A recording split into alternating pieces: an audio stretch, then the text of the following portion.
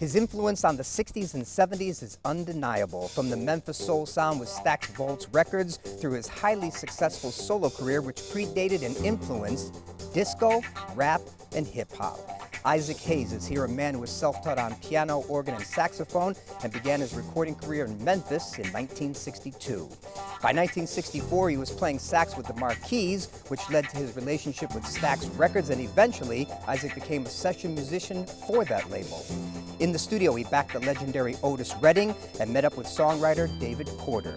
The two formed a songwriting partnership, composing hundreds of classic soul tunes for Sam and Dave, Carla Thomas, Johnny Taylor, and the list goes on. Hayes released his debut album, Presenting Isaac Hayes, back in '67, and followed that with the supreme classic, Hot Buttered Soul, the Isaac Hayes Movement, to be continued, a 1972 Grammy-winning album, Black Moses, and of course the monumental Shaft, released in 1971, which won him 2 Grammy Awards and an Academy Award for Best Score, making him the first African-American composer to receive the statue. This year, he was inducted into the Rock and Roll Hall of Fame. He has established the Isaac Hayes Foundation. He's a member of the royal family in Ghana, West Africa, hosted the second most popular morning show on an FM radio station in New York City. He's chef on Comedy Central's animated program South Park and was featured on South Park's '98 Platinum CD. Putnam Books published his Isaac Hayes Cooking with Heart and Soul, and he has a chain of eateries that began in Memphis called Isaac Hayes Music, Food, and Passion. Composer, musician, numerous TV and movie appearances throughout the years, political activist and humanitarian, his individualistic style is powerful and makes a bold statement that is recognized by every generation, and I am pleased to be joined by Isaac Hayes. Welcome. Wow, I did that? And more. Whoa. And more. I mean, the first man to really, at that point in time, when you first released your first solo album, you think about at that point, everybody was 45s, singles. Yeah. You took it to FM progressive album tracks, when you stop and think about that. Well, it was a selfish act on my part. We had a sales meeting at Stax for the spring, scheduled for the spring of '69, and Al Bell, who was our vice president at the time, he said, I have a lot of albums to do. I need your help. Help me produce some of these acts. I said, okay, can I do one? I had an album earlier called Presenting Isaac Hayes, my first album. I was half drunk on that. My best foot wasn't forward, it was a wobbly foot forward. Anyway, it did okay. So he said, man, however you want to do it, you got carte blanche, whatever you want to do. I said, okay, we got 26 albums being released. Ain't no pressure on me, I can do what I want to do. So I went just wholeheartedly. I could be artistic at what I wanted to do. And what I had to say could not have been said in 2 minutes and 30 seconds. So that's where the long cuts came in. I had 4 tunes on that album, Hot Buttered Soul, 2 to a side. What a great album. Great album. Phoenix with 18 minutes and 40 seconds. With all that I just mentioned, what do you consider the most important choices that you had to make back then to get where you are today? To get involved at Stax, getting that Stax family. I went to Stax about 3 different times, auditioning, trying to get in the doors. I went with a gospel group, a doo-wop group, a blues group. I did all that stuff, and Jim Stewart said, no, we don't. But I was playing piano with Floyd Newman. Floyd Newman was a baritone sax staff player at Stax Records. And all those bad-ups, that was Floyd. Anyway, Floyd was up for recording, and being his keyboard player, I got in the door. And me and Howard Grimes, the drummer, we wrote some tunes, and these tunes were recorded. And Jim Stewart eased over to me in his own way. He said, Isaac, I need a keyboard player because Booker T is off in school now. Booker T had gone to Indiana U. I need a staff musician. Would you like the job? Yes. That's right. I became a staff musician at Stax. I'm in, man. Yeah, I hear that. I think the first session was an Otis Redding album session. terror. Oh my God!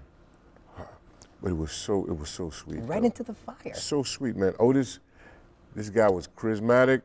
All the musicians, it was a party, and that's how I got started. And I met David Porter. We went to rival schools, sang in rival groups, and David said, "Man, let's team up. Let's be so. You do music, I write lyrics. We can be like Backrack and David or Holland Dozier Holland and blah blah." I said, "Okay." So we started writing songs. We wrote a bunch of whacked out songs. And Jim said, "No, fellas, go back to the drawing board." But one of the first songs we wrote that was recorded was a tune for Carla Thomas called "How Do You Quit Someone You Love." We wrote a tune for David. David recorded too. He was Little David. I can't see you're gonna want to. And it started from there. We just started writing other things. And one day, two fellas walked in the studio, and Jim said, "We got some guys coming down from Atlantic. I want you, all you writers, put forth your best wares." And they would choose somebody to write for them. And they chose me and David. And we started writing for these guys. These guys were Sam and Dave. And that started a long line of hits for them. It was great. And then we started writing for everybody on the label. I did a lot of arranging, but first I just was listening. And you know, when we did head arranging around the piano in the studio, and I would say, I was always a last resort. Fellas, they would get stumped for an idea. I said, "Well, y'all try this." After a while, they were saying, "Ike, what you got?" "Oh, asked me if okay." I started doing that, and after a while, I was taking over a lot of stuff. I was arranging. But I learned a lot from watching Otis. He was so spontaneous, man. He'd be behind the baffles, behind the mic, and he was just, got to, just writing as he went, man. Feeling it all. Yes. It was wonderful, man. David did a lot of backup stuff, like Eddie Floyd, "Knock on Wood." "I think I better knock, knock, knock." That was David back there. A lot of Sam and Dave stuff. We'd write for Sam and Dave. If we had a session tomorrow, they came in this evening, and we'd sit up all night writing for these guys, right there on the spot. We'd go to the studio the next day and start recording. And they would teach them the tune, drill them on it. It was so much fun there, man. And with all of that, Isaac, what was the step between fantasizing, dreaming all of this, and then actually doing it? That pivotal step. Well, that was it. Do it. You first visualize it. You fantasize about it. As you said, visualize and see it, and then you do it. There are a lot of steps in between to get you there, but you visualize it. You keep that in your mind, and you will make the steps in the right direction to lead you towards that goal. Any sacrifices that you had to make in the interim Well, that got you to where you were? Yeah, I mean, first of all, I was a very poor kid anyway. I was Covington, poverty Tennessee, stricken. right? Yeah, I was born in Covington, and we migrated to Memphis when I was the age of 7, and fell on hard times. In the country, you grow your own foods, but moved to the city, I saw my first popsicle man. I saw my first everything, and it was like a culture shock. So, my grandfather became disabled, and so we had to work hard. I was my sister, my grandmother, and me. And that's when I really tasted really hard times in poverty. So I hustled a lot growing up. And I sang jazz in local nightclubs when I was a teenager. I sang with the blues band, Calvin Valentine and the Swing Cats, playing Mississippi, Tennessee, and Arkansas rural areas, sleeping on crap tables and all this kind of stuff. Corn looking in the barrel outside, and guy walking in with boot mud on his shoes, shooting him in the roof, boom! All this, I went through all of that. And then I sang with doo-wop groups, Teen Tones and the Ambassadors, and I sang gospel. I was a bass singer for the Morning Stars. All that Jimmy Jones harmonizing for stuff. I come to the garden, all that, did all of that. And then I got my high school education. I was a dropout first.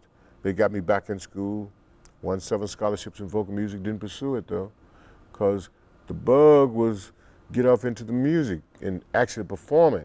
You could feel it in your body. Yes. You could taste it. You could taste it. Yes. I wanted to be a performer, but I wound up being a writer. That's the way I had to get there. You know, I recorded my first record in 1962, a single called Laura on Our Last Go Round. I remember. Sold 3 copies. But, you know, I knew I had to go back to the drawing board, so I tried it another way. I got in there, you know, writing and producing. But first, I didn't know how to play piano. A good friend of mine, Sidney Kirk, accompanied me a lot. But as desperation would have it, Sidney went off to the Air Force. And somebody called his house for a keyboard player for a New Year's gig. Well, his sister called me because she knew I was hard up, man. I need money. She said, somebody called for a keyboard player. You want the job? Yeah, I'll take it. I didn't think about it. I didn't know how to play, but yeah, I'll take it. All I could play was Heart and Soul and Chopsticks or something like that on piano. Well, anyway, gig came. I said, oh God, on the way down to the gig, I said, they're gonna kill me when they find out I can't play. I felt like I was going before the Inquisition. And when I got there, you know, you went to the piano, coat case in the chair, you know, upright piano, all that stuff, you know, those kind of gigs. It was a white club. Had a rail around the bandstand, you couldn't socialize and stuff like that. Right. So I'm there, and the musicians started filing in, and then, hey man, what's up? How you doing, man? Yeah, what's going on? Then the vocalist came in. J.Up Stewart was his name. He said, man, y'all know Twist and Shout? Everybody, yeah, yeah. Okay, we had no rehearsal. Oh, man. Now, but these are kind of, you know, like Sis and Roebuck tunes. Everybody know those tunes. So anyway, he kicked it off. The guy started playing it. Oh, they sound like crap. Oh my God. Oh. I said, you know what? They can't play, so they can't tell if I'm not playing right either. Yeah, okay. I'm in the brown patch, man. So, and the club owner came up. It was New Year's Eve. She said, you know, you boys sound pretty good. Had we played Three Blind Mice, they would have loved it. You know, so he said, you boys want a regular gig? Yeah, we'll take it. We got the gig. We were hired as a band. And each night I learned something new, more and more about the keyboards and stuff. More and more I learned. And a good friend of mine, Lucius Coleman, he was my mentor. He's the brother of George Coleman, a jazz saxophonist from Memphis. Lucius taught me a lot. He taught me about minor, major chords, diminished, augmented chords. Those are basics. And he taught me about jazz appreciation, about Miles, Bird, Dizzy, Ella, Nat King Cole, all those things. Right. And that's how I just listened to him a lot, and I just kept learning. I was a sponge. I soaked up everything.